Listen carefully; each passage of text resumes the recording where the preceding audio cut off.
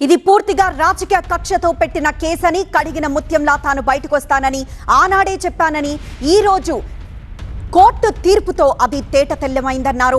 మరోవైపు ఈ 5.5 నెలల పాటు తనకి అండగా నిలిచిన ప్రతి ఒక్కరికి ధన్యవాదాలు తెలిపారు. అయితే తాను కోల్పోయిన ఆ 5.5 నెలలు ఏదైతే జాగృతి కార్యకర్తలతో అలానే తన కుటుంబంతో తాను కోల్పోయిన సమయాన్ని తిరిగి ఎవరిస్తారంటూ భావోద్వేగంతో ప్రశ్నించారు కవిత. మరోవైపు ఇది పూర్తిగా రాజకీయ కక్ష అన్నారు. అయితే ఈ కేసులో కోర్టు పూర్తిగా దీన్ని పక్కన పెట్టేయడం అనేది నిజంగా ఇది తాను ఎలాంటి తప్పు చేయలేదు అనడానికి ఇదొక నిదర్శనమన్నారు.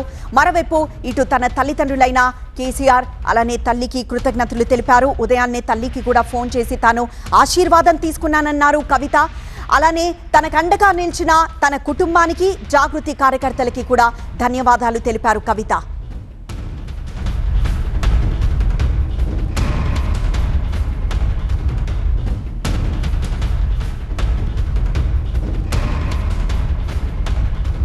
వ్యవస్థ పైన మేము పెట్టుకున్నటువంటి నమ్మకాన్ని మరి వమ్ము కాకుండా ఇవాళ న్యాయ వ్యవస్థ కాపాడిందని చెప్పి మేము నమ్ముతా ఉన్నాం.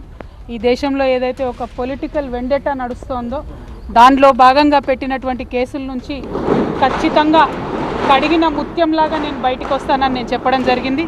మరి అదేవిధంగా ఇవాళ రావడం జరిగింది.